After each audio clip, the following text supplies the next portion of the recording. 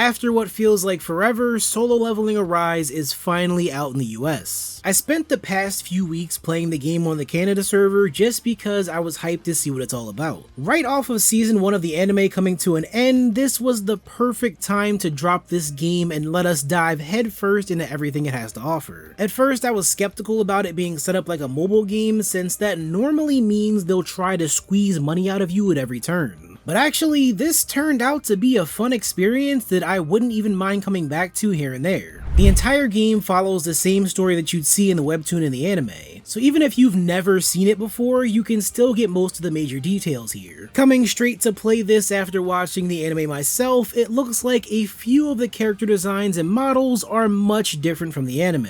The cutscenes are a stylized version of what you'd see in the manhwa, and it actually looks great. There's some 3D animated cutscenes here and there too, but I really like being able to see that jump in quality for the manhwa. Because if you look at damn near every character in this game, they all look pretty fucking good. Whoever designed the clothing and facial features deserves a promotion, because even some of the most basic dudes look yassified here. And not to mention, in the main lobby, they have straight up baddies running every part of the association. Now this is clearly meant to be a mobile game, but it's one of the better kinds of mobile games in my opinion. The kind where you can still play it on auto battle and let it run in the background, but you may not always want to. My first experience was playing with a controller on PC, and going through regular quests felt like any other action game you'd play on console. Certain games like this feel more fun to me because it starts to blur that line between what's considered a mobile game and a PC or console game. You know, stuff like Genshin Impact or My Hero Academia Strongest Hero. Even the next 7 Deadly Sins mobile game created by the same people is starting to look exactly that same way. And yeah, at the end of the day, I did start switching back to auto battles because it's a helpful feature. But I won't lie, watching them fight was a little painful since the AI doesn't run away from attacks very often. Just like you'd expect throughout most of the game, you'll be playing as the main man himself, Sung Jung-woo. And I apologize if I did not say that right. You can equip Sung with a bunch of different weapons and skills to match whatever style you want him to have. Even if you think he should only be using the blades like he does in the anime, you'll want to experiment with other weapon types to get the right elements, attacks, and even passive skills that come with them.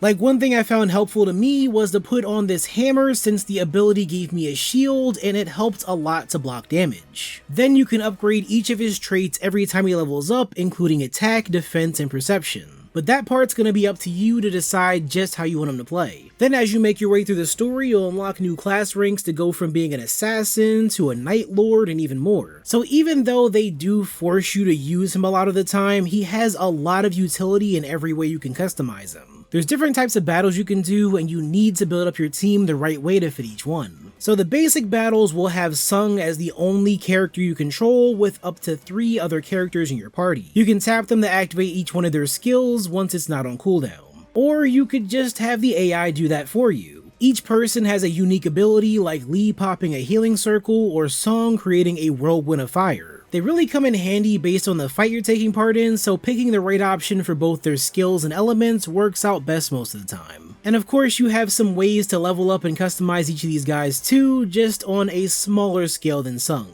It's mostly just the main levels and weapons you'll focus on here, as well as breaking their limits if you pull enough of them in the gacha. And speaking of which, I could probably make a long and boring speech about microtransactions and mobile games, but I'm sure you get the idea. The only thing I'll point out is that after a while of playing through levels and doing the story, I felt like I needed to grind a bit more to face new challenges. They limit the amount of daily quests you can do, like with these gates that crop up. Each one has a different challenge level where you can play as either Sung or the other members that you recruit. It's pretty standard stuff, but it's fun to come back to every day and do a few battles. You can only do so much for free though, since you need these keys just to enter each gate. That goes for other modes you unlock later too. Those help you grind for better artifacts, money, and EXPs, so it's something you'll want to check out often. And when I got a bit stuck on the difficulty in the story, I could only spend about an hour each day doing everything I could before I legit finished all the free stuff. For me, I think that's perfectly fine because I have enough games I want to play on the regular regardless. But if you wanted to dive into this for hours upon hours every day, then that might be the first place you'll consider spending money. You know, besides the other passes and bundles and gacha stuff that you can get into. But outside of how the combat feels, most of this is exactly what you expect from a mobile game. You have your daily logins, keys that limit how many quests you can take on at a time, and everyone's favorite, microtransactions. Again, I'm not going to be too harsh about any of this since I'm sure everybody knows the deal with it already, but I will say that I appreciate how fun the overall gameplay loop is. It's not the kind of game I expect to take the world by storm, but compared to a lot of other anime games, this is the kind of thing I think the fans will love to dig into. It brings a lot of elements from the anime and the webtoon and puts it all here in a really good looking game.